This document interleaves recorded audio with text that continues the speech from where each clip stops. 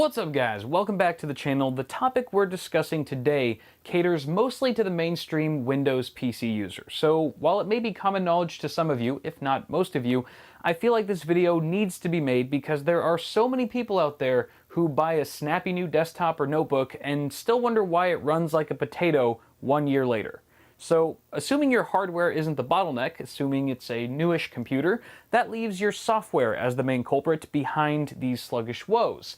Viruses and other malware may be the first offenders that come to mind, and they certainly can be, but to be honest, most of the slow computers I've encountered over the years are plagued less by malicious code than they are with bundled software, antivirus programs, and other trusted applications. So let's talk about why this happens, how to fix it, and how to prevent it from happening in the future. So kicking things off, it's no surprise that the age-old problem of malware has led to the mass appeal of antivirus programs for decades. However, depending on the software, these protective applications can actually bring your system to a crawl, just like the viruses they attack. By periodically scanning and updating in the background, antivirus programs can significantly drain your system resources, causing slowdowns when you're busy doing other tasks. For optimal performance, it's generally a good idea to schedule your scans late at night or during a time when you won't be using your PC. If your software lacks a scheduling feature, you may consider upgrading to a paid version that allows it, or finding a different program altogether.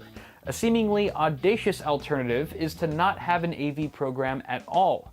I know it sounds like crazy talk to have your system quote-unquote unprotected, but simple, safe browsing habits are the best defense against contracting a virus. Red flags to avoid include untrusted downloads, links in unknown emails, and pop-up advertisements. Keeping your distance from these is relatively easy to do, and it's what's kept my own personal computer infection-free for nearly 2 years without the aid of any security software. So, with an AV program no longer slowing you down, you may still have additional software running in the background impeding performance.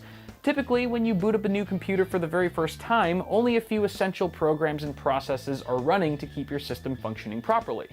As you install more and more programs over time, however, some of them continue running invisibly in the background 24/7, even after restarting your computer, and eventually you could have dozens of them running simultaneously, which will eat away at your system memory and bog down the overall snappiness of your PC. The first step to curbing this is to do a little spring cleaning and uninstall any unwanted programs that you can live without. If applicable, this also includes bloatware, programs that come preloaded on your computer by the manufacturer that are more often than not heaping piles of RAM-eating garbage. Since some bloatware is protected from conventional uninstallation methods, you may or may not need to Google the program and search for bloatware removal guides for your specific model of PC. To remove most other applications, Windows 7 users can start by accessing the control panel through the Start menu or from searching for it in the search box. Windows 8 and 10 users can hit the Windows and X keys together and select Control Panel from the pop-up menu.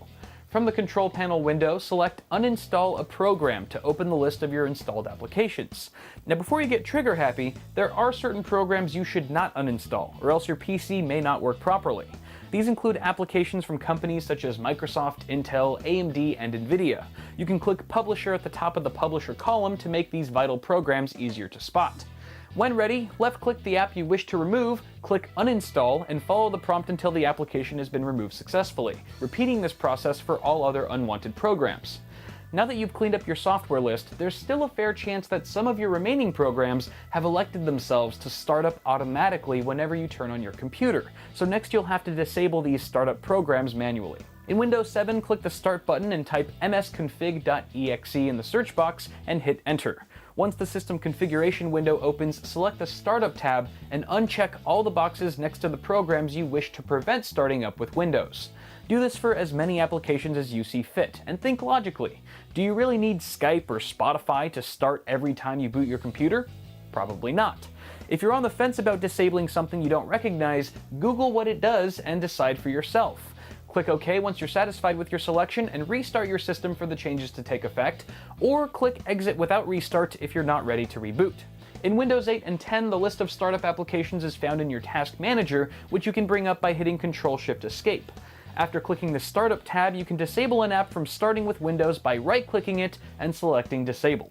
Once you've trimmed down your number of startup programs, close the Task Manager window, and your changes will take effect the next time you restart your system.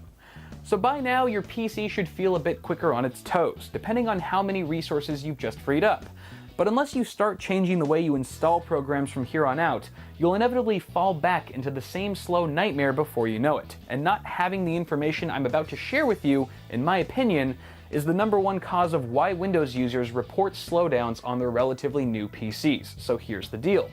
Many of the programs that we all download these days are completely free.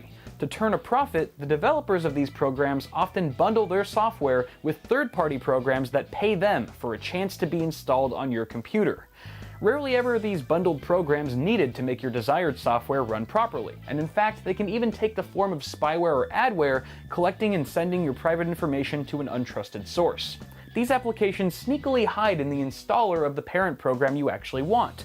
So if you've ever noticed an application running that you don't recall installing, or a strange new toolbar on your web browser, it's likely that in the flurry of clicking through some installer in the past, you actually agreed to have that put on your computer. So the next time you install a program, refrain from blindly clicking next, agree, or accept at every turn, and instead, take your time to check each page for any bundled software.